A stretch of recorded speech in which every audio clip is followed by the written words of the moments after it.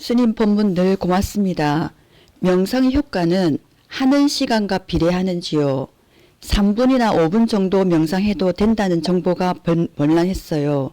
보디아나 선언에서 집중 명상하는 이유와 관련하여 스님의 고견 부탁드립니다. 고맙습니다. 근데 이게 상황마다 다르죠, 이게. 때로는 아주 짧게 해도 효과는 있습니다. 근데 또 길게 하면, 길게 또 잘하면 그것도 그 나름대로 효과가 있어요. 그러니까, 명상의 효과라는 게 때로는 아주 짧게 해도 효과가 있을 때가 있어요. 근데 아주 짧게 해서 효과가 있는 게, 제대로 이해해서 했을 때, 그때 효과가 있어요. 근데 또 이게 때로는 긴 시간 또 명상하는 게 좋을 때가 있어요. 그걸 통해서 내가 마음이 되게 깊이 개발될 수 있는 그런 우리가 또 시간이 필요할 때가 있거든요. 그럼 또 뭐가 명상에 또 나름의 깊은 경험을 또 할 수가 있기 때문에 뭐 짧게 해도 좋고 길게 해도 사실 좋습니다. 또 짧게 해서 또 맛을 보면 또 길게 하고 싶거든요. 또 길게 하면 또 그만큼 또 효과가 있습니다. 제대로 이해해서 하면 뭐 길게 해도 그만큼 효과가 있죠. 근데 문제는 제대로 이해해서 하는 겁니다. 우리가 많이 한다고 해서 막 계속 욕심을 내면서 이렇게 하면 안 되는 거야. 그러면 오히려 이제 그 명상을 오래 하더라도 효과가 훨씬 반감이 되죠.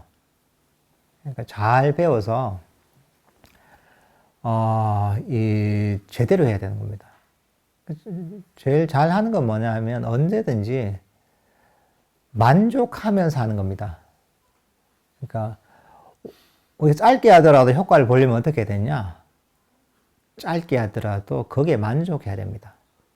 5분을 명상을 하더라도 5분밖에 안 되네. 5분이 뭐 해봤자 뭐 이게 뭐 수행이 되겠나? 1시간 해야지 내가 그래도 뭐가 수행한 거 같이 이런 생각하지면 안 돼요.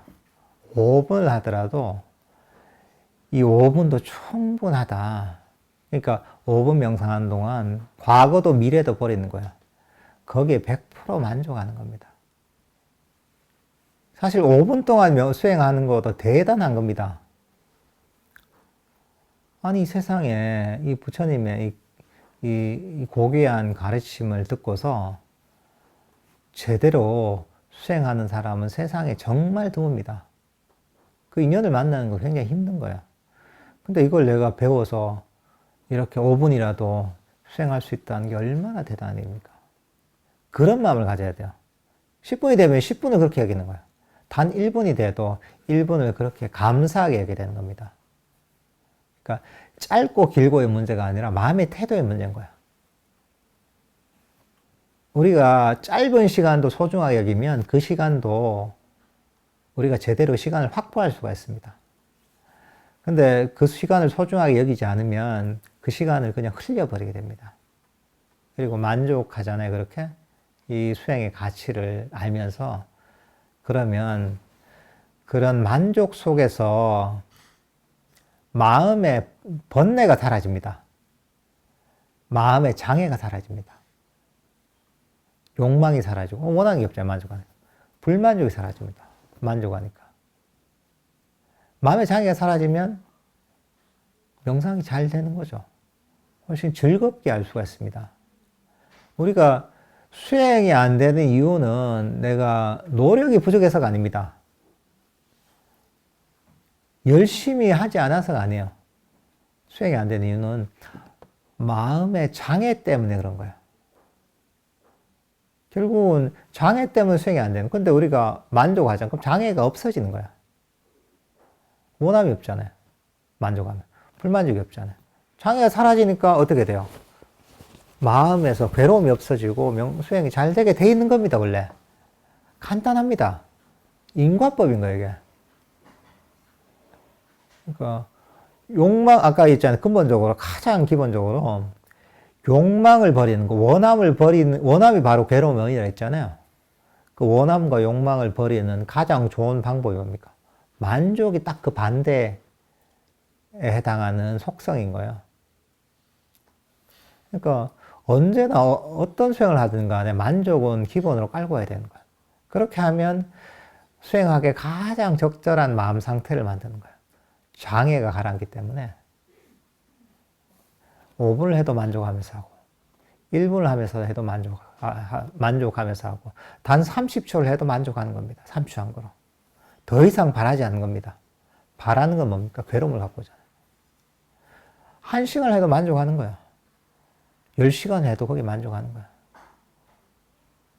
사실은 이런 태도를 자꾸 훈련시켜야 됩니다.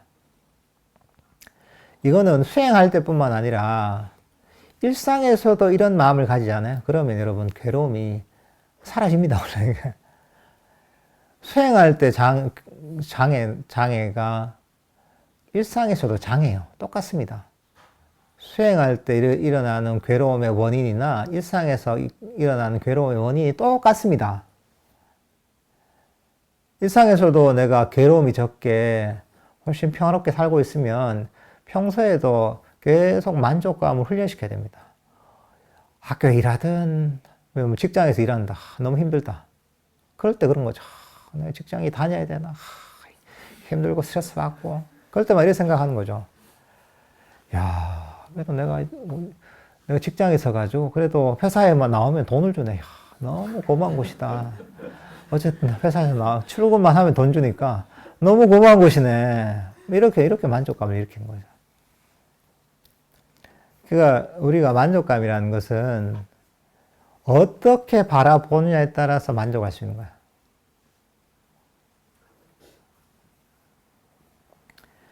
그게 우리가 잘라봐야 되거든요.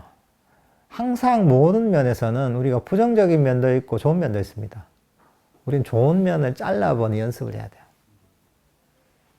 사과가 있으면 사과에 썩은 부분이 있죠. 썩은 사과 있잖아요. 썩은 부분이 있지만 썩은 부분 도려내면 나머지 사과는 맛있습니다.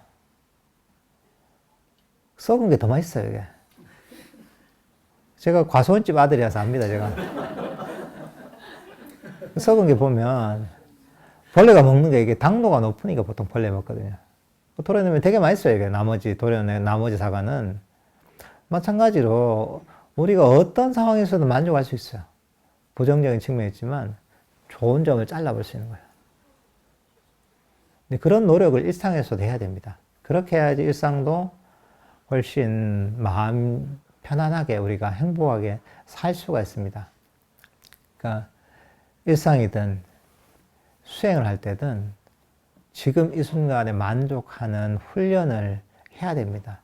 이게 우리가 삶을 행복하게 사는 비결입니다.